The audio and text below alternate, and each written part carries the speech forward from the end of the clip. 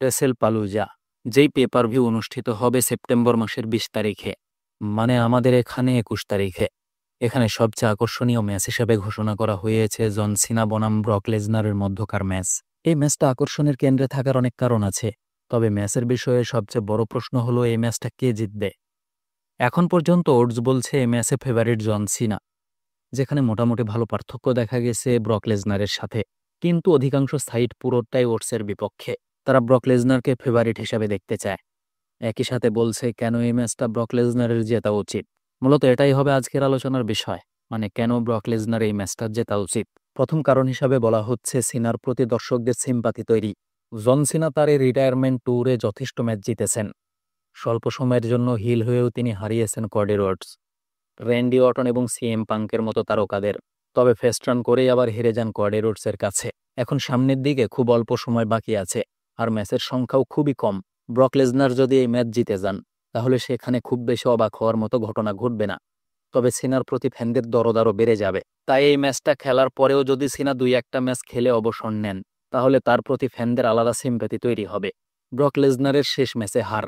Brock Lesnar ২ বছর আগে শেষ ম্যাচ খেলেছিলেন, যেখানে তার অপোনেন্ট ছিল কডি রোডস। সেখানে খুব ভালো একটা ম্যাচ উপহার দিয়েছিলেন দুই তারকা, কিন্তু ম্যাচটা ব্রক লেসনার হেরে যান। এটা মূলত কডি রোডসের জন্য বড় একটা পাওনা ছিল। কিন্তু ব্রক লেসনার এই ম্যাচের পরে কেসের কারণে কোম্পানি থেকে দূরে ছিলেন, আর কোনো ম্যাচ খেলেননি। এখন যদি ভয়ঙ্করভাবে আগমন করে আবার তিনি হেরে যান, তাহলে সেখানে এই সিদ্ধান্ত কোনোভাবেই ব্রকের জন্য মানানসই হবে না, কেননা বিজয়ী হলো তার পাওনা। আর ফিরে আসার পরে যদি তিনি হেরে যান, তবে রেটিংও কমার একটা সম্ভাবনা আছে।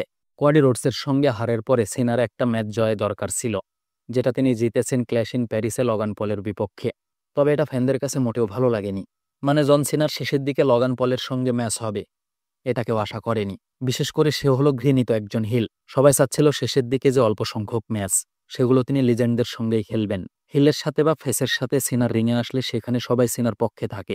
কিন্তু ব্রক লেসনার আসার পরে সেটা অটোমেটিক দুই ভাগ হয়ে যায়। মানে এক পক্ষ হিল ব্রক লেসনারের দিকে, আর আরেক পক্ষ হিরো সিনার দিকে। যে কারণে সিনাকে F5 দিলেও ফ্যানরা বু দেয় না। যাই হোক, যে সাপোর্ট আমরা দেখেছি তাতে ব্রকের হারা ভালো হবে না। ব্রক লেসনারের পথ চলা ঠিক রাখতে ব্রক লেসনার কোম্পানিতে থাকবেন, আর কতদিন থাকবেন তার নির্দিষ্ট কোনো সীমা নেই। অপরদিকে সিনা তার শেষ ম্যাচগুলোই খেলছেন। এর পরবর্তীতে সিনাকে আর কোম্পানির দরকার নেই। ব্রক কোম্পানিতে হাইপ তোলা তারকা এবং ব্যবসার মূল অস্ত্র। এখন এই তারকা যদি হারে, তবে সেটা কোম্পানির ক্ষতি। আর এর পরের ম্যাচে যদি কোনো লিজেন্ডের সঙ্গে ব্রক লেসনারের ম্যাচ হয়, অথবা কোনো তারকার প্রমোট দরকার হয়, তাহলে ব্রক লেসনারের বিপক্ষে তাকে হারানো ছাড়া আর কোনো উপায় থাকবে না। আর একই সঙ্গে এই সিদ্ধান্তের কারণে তারকারও ক্ষতি হতে পারে। তাই ব্রকের হার এখানে দরকার নেই। আর যেহেতু দরকার নেই, তাই সেনসিটিভ পজিশনে সিনাকে হারানোর সেরা সিদ্ধান্ত হতে পারে। মানে হারটা হবে এমন, সিনা হারবেন, তবে ফ্যানরা তাকে ব্যাপক পরিমাণে সাপোর্ট করবে।